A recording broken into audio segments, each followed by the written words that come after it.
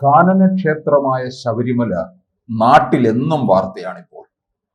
ഇപ്പോൾ ഇതാ ഈ ശബരിമല ശ്രീകോവിലിൻ്റെ പ്രവേശന ദ്വാരത്തിലുള്ള ദ്വാരപാലകരുടെ മേലണിഞ്ഞിരിക്കുന്ന ആ സ്വർണ്ണ കവചം അത് അറ്റകുറ്റപ്പണികൾക്കായി കൊണ്ടുപോയത് ഉടൻ തിരിച്ചെത്തിക്കണമെന്ന് ഹൈക്കോടതി വിധി വന്നിരിക്കുകയാണ്. കർശന നിർദ്ദേശം വന്നിരിക്കുകയാണ്. സാധാരണയിൽ നിന്ന് വ്യത്യസ്തമായിട്ടുള്ള ഒരു രീതിയാണ് അവിടെ നടന്നിരിക്കുന്നത് ശബരിമലയിൽ. കാരണം ശ്രീകോവിൽ എന്ന് പറയുന്നത് അതാണ് ക്ഷേത്രം. അതിൻ്റെ ആ ബ്രെയിൻ അവിടെയാണ് നിൽക്കുന്നത്. അവിടെയാണ് മുഴുവൻ ചൈതന്യവും നിൽക്കുന്നത്. ഈ ദ്വാരപാലകർ എന്ന് പറയുന്ന ആ ശ്രീകോവിൽ ആ ശരീരത്തിലെ ഒരു ഭാഗമാണ്. ദ്വാരപാലകനെ അടർത്തിക്കൊണ്ടുപോയില്ല, അതിന്മേൽ അണിഞ്ഞിരിക്കുന്ന സ്വർണ്ണ കവചം. എന്തായാലും മൊത്തത്തിൽ ഇപ്പോൾ ശബരിമല സന്നിധാനത്തിനോട് ഭക്തി അംഗം മൂത്തിരിക്കുകയാണ്. ഗവൺമെന്റിനും ദേവസ്വം ബോർഡിനും ദേവസ്വം ബോർഡ് അംഗം കമ്മീഷണർക്കും എല്ലാം എന്തൊരു ഭക്തി! ഇതുപോലൊരു ഭക്തി നമ്മൾ കണ്ടിട്ടില്ല. സർക്കാരിന് പ്രതിവർഷ വരുമാനം 1500 കോടിയാണ്. ഒരു ഭക്തൻ ശബരിമല കയറി ഇറങ്ങി വരുമ്പോൾ ഒരു ഭക്തനിൽ നിന്ന് 200 രൂപ വെച്ച് കിട്ടും. സർക്കാരിലേക്ക് കിട്ടുന്നതാണ്. അങ്ങനെ 1500 കോടിയോളം കിട്ടും. ദേവസ്വത്തിന്റെ വരുമാനം ഒരു തീർത്ഥാടന കാലത്ത് 300-350 കോടി. പിന്നെ മറ്റു മാസപൂജ വിശേഷ അവസരങ്ങൾ അത് വേറെ. ഇതെല്ലാം വാങ്ങിച്ചുകൊണ്ടാണ് ശബരിമലയുടെ മുമ്പിൽ ചെന്ന് എന്നിട്ട് അവിടുത്തെ ശകലം തീർത്ഥം കൊടുത്തപ്പോൾ ഒരു മന്ത്രി വേസ്റ്റ് എടുത്ത് കളയുന്ന പോലെ ഒരു ഒറ്റ ഏറ്, എന്ത് മ്ലേച്ഛമായിട്ടുള്ള അല്ലെങ്കിൽ വമനേച്ഛ ഉളവാക്കുന്ന എന്തോ തനിക്ക് തന്നു എന്നുള്ള മട്ടിൽ ഒരൊറ്റ തറയിലോട്ടൊരൊറ്റ കുഴി വെച്ചു. അതുപോലെ തന്നെയാണ് അവിടെ നമ്മുടെ ഇപ്പോൾ പരമഭക്തിയോടുകൂടി അവിടെ പമ്പാ സംഗമത്വം ഉദ്ഘാടനം ചെയ്യാനും ആശീർവദിക്കാനും വെക്കുന്ന മുഖ്യമന്ത്രി അതുപോലൊരു ക്ഷേത്ര ശ്രീകോവിലിൻ്റെ മുമ്പിൽ ചെന്നിട്ട് ഇതാണ് ഇവിടുത്തെ പ്രധാന വിഗ്രഹം, എൻ്റെ വീട്ടിലെ വിഗ്രഹങ്ങൾ ഇതിനേക്കാൾ വലുതാണല്ലോ, എൻ്റെ പാർട്ടിയിലെ വിഗ്രഹങ്ങൾ ഇതിനേക്കാൾ വലുതാണല്ലോ എന്നുള്ളൊരു ഒരു താരതമ്യ സ്വഭാവത്തിൽ അങ്ങനെ പരാമർശിക്കുന്നു കണ്ടു. അതിൻ്റെ മുമ്പിൽ പോയി മൂടും തിരിഞ്ഞുകൊണ്ട് അപ്പോൾ ഈ പരമഭക്തി ഇപ്പോൾ വന്നിട്ട് പരമകാഷ്ഠയിലെത്തിക്കൊണ്ട് ഇതുവരെ ഒരൊറ്റ ഗവൺമെൻറ് ചെയ്തിട്ടില്ലാത്തതുപോലെ എന്ത് ചെയ്തിരിക്കുന്നു? അവിടുത്തെ ദ്വാരപാലകരുടെ ഈ പറയുന്ന ബ്രെയിനിൻ്റെ ആ നെർവസ് സിസ്റ്റം, സെൻട്രൽ നെർവസ് സിസ്റ്റത്തിൻ്റെ നെർവുകളായിട്ടുള്ള ആ ഭാഗങ്ങൾ, ആ ചൈതന്യത്തെ കളങ്കം ചാർത്തുന്ന രീതിയിൽ സ്വർണം കൊണ്ട് പൂശിയ, സ്വർണത്തിന് മേൽ വേറൊരു പൂശലിൻ്റെ ആവശ്യമില്ലാത്തതാണ്.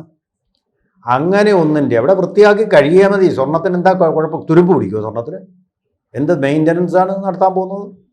ഈ സാധനങ്ങൾ എടുത്തും കൊണ്ട് ചെന്നൈയിലേക്ക് പോയിരിക്കുക. അതും വിജയനാഥ് ഇതറിയാമോ? 2019 40 വർഷത്തെ ഗ്യാരൻറ്റിയോടുകൂടി ചെന്നൈയിലുള്ള സ്മാർട്ട് ക്രിയേഷൻസ് എന്ന് പറയുന്ന സ്ഥാപനം ചെയ്തു കൊടുത്തതാണിത്.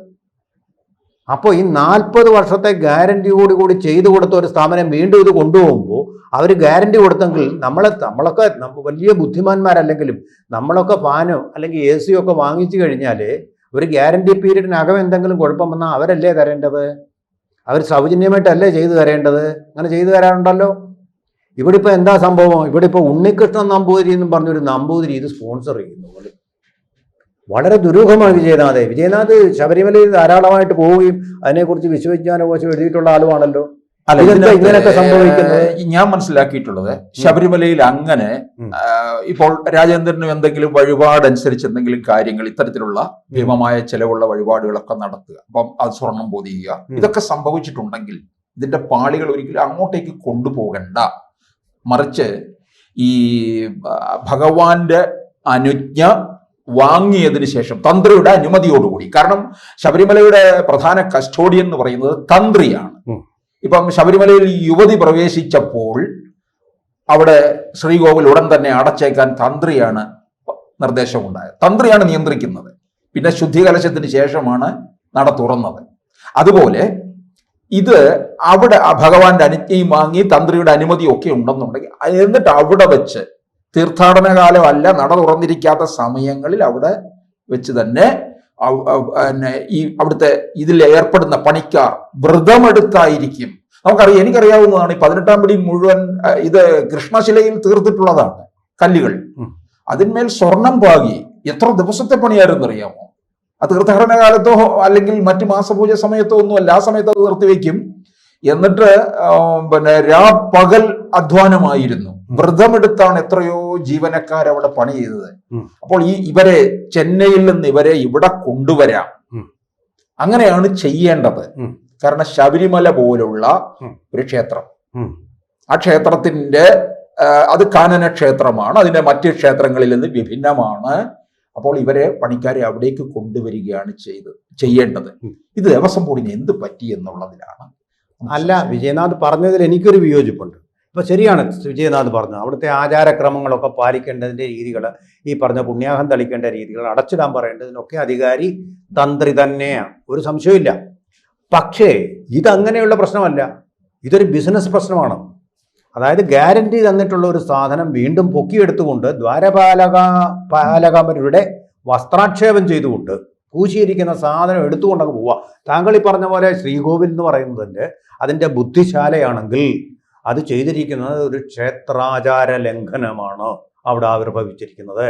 ഗ്യാരണ്ടി കിട്ടിയ സാധനത്തിന് സമാധാനം അവരോട് ചോദിക്കാതെ ഉണ്ണികൃഷ്ണൻ നമ്പൂതിരിയെ കൊണ്ട് സ്പോൺസർ ചെയ്യിപ്പിച്ച് ദുരൂഹമായ സാഹചര്യങ്ങളിൽ ഇത് ചെന്നൈയിലേക്ക് കടത്തിക്കൊണ്ടുപോയിരിക്കുന്നു. ഒരുതരം സ്വർണ്ണ കടത്താണ് ഇവിടെ നടന്നിട്ടുള്ളത്.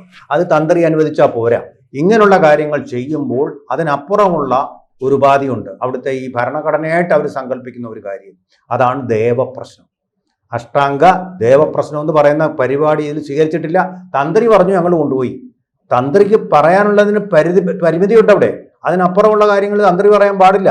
അപ്പോൾ അവിടെ അതുകൊണ്ടാണ് കോടതി ഗൗരവമായിട്ട് ഇത് എടുത്തത്. ഉടനെ കൊണ്ടുവരൂ. ആരോട് ചോദിച്ചാൽ കൊണ്ടുപോയിരിക്കുന്നത്? തന്ത്രിയോട് ചോദിച്ചു എന്നല്ല കോടതി ചോദിച്ചത്. ഞങ്ങളെ അറിയിക്കാതെ എങ്ങനെ നിങ്ങൾ ചെന്നൈ കൊണ്ടുപോയി? നിങ്ങൾ കയറി ഇരുന്നുകൊണ്ട് ഭക്തിയില്ല, യാതൊരു കുന്തവും ഇല്ല, പണത്തിലുള്ള താല്പര്യം മാത്രം, സമ്പത്തിലുള്ള താല്പര്യം മാത്രം, നിക്ഷേപത്തിലുള്ള താല്പര്യം മാത്രം, റിസോർട്ട് മാഫിയയിലുള്ള താല്പര്യം മാത്രം, അങ്ങനെയുള്ള നിങ്ങൾ ഇവിടുന്ന് ഓരോ സാധനങ്ങളായിട്ട് അടിച്ചുകൊണ്ട് പോകാൻ നിങ്ങൾ ആരുടെ അനുവാദം വാങ്ങിച്ചു? ശബരിമലയെ അധിക്ഷേപിക്കാൻ നിങ്ങൾക്ക് ആരുടെ അനുവാദം വേണ്ടായിരുന്നല്ലോ? വിശ്വാസമില്ലാത്ത സ്ത്രീകളെ, വിശുദ്ധ ശീലരല്ലാത്ത സ്ത്രീകളെ ഒക്കെ പിടിച്ചുകൊണ്ട് അവിടെ കൊണ്ടുപോയി പോലീസിന്റെ വേഷവും ധരിപ്പിച്ചുകൊണ്ട് പോകാൻ എന്തുമായിട്ട് നിങ്ങൾ കാണിക്കുന്നത്? ഷൂട്ടിംഗ് ആണോ ഇത്? ഷൂട്ടിങ്ങിനുള്ള സ്ഥലമാണോ ഇത്? അങ്ങനെയുള്ള ഈ പരമഭക്തന്മാരെ തൊടുന്നതെല്ലാം നമ്മൾ സംശയിക്കേണ്ടിയിരിക്കുന്നു. ഇത് അവിടുന്ന് ചെന്നൈയിൽ നിന്ന് ഈ പണിക്കാരെ ഇങ്ങോട്ടേക്ക് കൊണ്ടുവന്നാൽ മതി. അങ്ങനെയാണ് ആറ്റുകാലിൽ അങ്ങനെ നടന്നു, ആറ്റുകാൽ ക്ഷേത്രത്തിൽ അങ്ങനെ നടന്നത്. എന്താ ഇത് ചെയ്യാത്തത്? അത് മൊത്തത്തിൽ അവിടെ ഒരു ശരിയാണ് വൃത്തിയാക്കൽ, ഈ അറ്റകുറ്റപ്പണി എന്തുമായിക്കോട്ടെ. സ്വർണ്ണം ശരിക്കും ഞാൻ കേട്ടിട്ടുള്ളത് സ്വർണ്ണത്തിന്റെ സ്വർണ്ണം എന്ന് പറയുന്നത് കാലാതീതം, ഏതാണ് തിളക്കം. നമ്മൾ യാതൊരു കഴുകലുമില്ലാതെ തിളങ്ങിക്കൊണ്ടേയിരിക്കുന്ന ഒരു ലോഹവസ്തു ആയതുകൊണ്ടാണല്ലോ സ്വർണത്തിനോട് ഇത്ര ഭ്രമം സ്ത്രീകൾക്കും എല്ലാവർക്കും വരാൻ കാര്യം. അപ്പോൾ ഇങ്ങനെ ഒരു സാധനത്തിനെ എടുത്ത് അങ്ങോട്ട് കൊണ്ടുപോയി. അത് ആരവിടെ ഭരിക്കുന്നത്? സ്റ്റാലിൻ. സനാതനധർമ്മം കുഷ്ഠമാണെന്നും എയ്ഡ്സ് ആണെന്നും കോവിഡ് ആണെന്നും പറഞ്ഞ മഹാന്റെ അച്ഛൻ തന്ത പെരിയാർ, അദ്ദേഹമാണ് സ്ഥലത്തേക്ക് അത് കൊണ്ടുപോയിരിക്കുന്നത്. സംശയമുണ്ട് വിജയനാഥ്, സംശയമുണ്ട്. മഹാരാഷ്ട്രയിൽ നിന്നും തമിഴ്നാട്ടിൽ നിന്നും കർണാടകത്തിൽ നിന്നും ആന്ധ്രാപ്രദേശിൽ നിന്നും ഒക്കെ ധാരാളം ഭക്തർ വരുന്നു നമുക്ക് മനസ്സിലാക്കാം. ഈ ആഗോള അയ്യപ്പൻ എന്നും പറഞ്ഞിട്ട് തിരുവനന്തപുരത്തും കുമരകത്തും റിസോർട്ടിൽ വന്ന് താമസിക്കുന്ന അയ്യപ്പന്മാർക്ക് വേണ്ടിയിട്ടുള്ള സംഗമം ഉണ്ടല്ലോ, അതിന് ദേവസ്വം ബോർഡിന്റെ പൈസ എടുക്കരുതെന്ന് കോടതി ബാൻ ചെയ്തിരിക്കുക. സ്പോൺസർമാരുണ്ടെന്നാ പറഞ്ഞിരിക്കുക. ഏത് സ്പോൺസർമാരിന് ഇതുവരെ പറഞ്ഞിട്ടുണ്ടോ? പറയാൻ കഴിഞ്ഞിട്ടില്ല. അതിൽ പണം ഉണ്ടാക്കാൻ വേണ്ടിയിട്ടുള്ള ഏർപ്പാടാണ്. ഈ ശ്രീകോവിലോട്ട് കയറുമ്പോഴുള്ള ദ്വാരപാലകരാണ് ഇരുവശങ്ങളിലുമായി.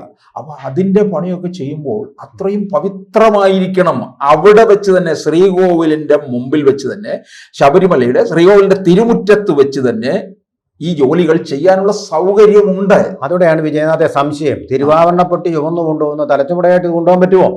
ഒന്നുകിൽ വിമാനം, അല്ലെങ്കിൽ എന്ത് സംഭവിക്കും? ട്രെയിനിൽ കൊണ്ടുപോകണം, അല്ലെങ്കിൽ കാറിലായിക്കോട്ടെ. അല്ല, അവിടെ എല്ലാം പോകുമ്പോ ഇതിന്റെ വിശുദ്ധി നഷ്ടപ്പെടുകയല്ലേ ചെയ്യുന്നത്. ഇനി പണി ചെയ്യുന്നത് എങ്ങനെയാണെന്ന് നമുക്കറിയത്തില്ല. അങ്ങനെ അറിയാം, കുളിച്ചിട്ടാണോ ഇവൻ ചെയ്യുന്നതെന്ന് എങ്ങനെ അറിയാം?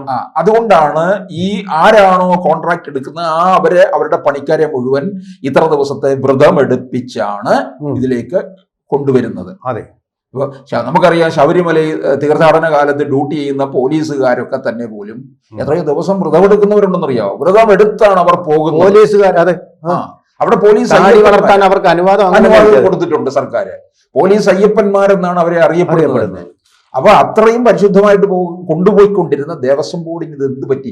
ദേവസ്വം ബോർഡിനെ ആരോ വഴി തെറ്റിച്ചു എന്നാണ് ഞാൻ മനസ്സിലാക്കുന്നത്. അതാണ് വിജയനാഥെ, വിശ്വാസികൾ അല്ലാത്തവരും ശബരിമലയെക്കുറിച്ച് വിവരമില്ലാത്തവരും വന്നിരുന്ന് ഉണ്ടാക്കുന്ന കുഴപ്പം അതാണ്. അത് മാന്യമായിട്ടൊരു ട്രസ്റ്റിന്റെ കീഴിലാക്കണം, വിശ്വാസശീലരായിട്ടുള്ള ആൾക്കാരുടെ ട്രസ്റ്റിന്റെ കീഴിലാക്കണം.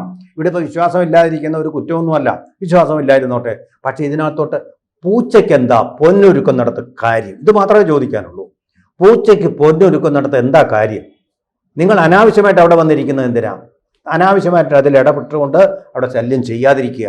അത്രയും ഒരു ശമ്പളം വാങ്ങിക്കുക, ആനുകൂല്യങ്ങളും വാങ്ങിച്ചോളൂ, റിസോർട്ടുകളിൽ താമസിക്കുകയും ചെയ്തോളൂ, ഷോ ഓഫ് ചെയ്യാൻ വേണമെങ്കിൽ ആഗോള സംഗമവും നടത്തിക്കൊള്ളൂ. അതിനകത്തോട്ട് കയറിയിട്ടുണ്ടല്ലോ, ശ്രീകോവിലിനകത്തോട്ട് കയറിയുള്ള ഇടപെടലുകളുണ്ടല്ലോ, ആ വിശ്വാസികളെ വ്രണപ്പെടുത്തുന്നതാണ്. അത് വലിയൊരു വ്യാപകമായിട്ടുള്ള പ്രക്ഷോഭമായിട്ട് വരുത്താം. പിന്നെ അഴിമതി കൂടിക്കഴിയുകയാണെങ്കിൽ ഇപ്പോൾ നേപ്പാളിൽ ഉണ്ടായിട്ടുള്ളത് കണ്ടുവല്ലോ, അത് വിശ്വാസികൾ തന്നെ, വിശ്വാസശീലരായിട്ടുള്ള ആൾക്കാർ തന്നെ രംഗത്തിറങ്ങേണ്ടി വരും. പിന്നെ നമ്മളൊന്നും പറഞ്ഞിട്ട് വർഗീയത എന്നും മറ്റ് മാനങ്ങളൊക്കെ അതിന് കൽപ്പിച്ചു നൽകിയിട്ട് കാര്യമില്ല. വിശ്വാസികളെ അങ്ങനെ അങ്ങ് മുറിവേൽപ്പിക്കരുത്. അളമുട്ടിയാൽ ചേരയും കടിക്കുന്നു എന്ന് പറയുന്നത് മലയാളത്തിലെ പഴഞ്ചൊല്ലാണ്, കേരളത്തിലെ പഴഞ്ചൊല്ലാണ്. അത് എപ്പോഴും ശ്രദ്ധയിലും ഓർമ്മയിലും ഉണ്ടാവണം.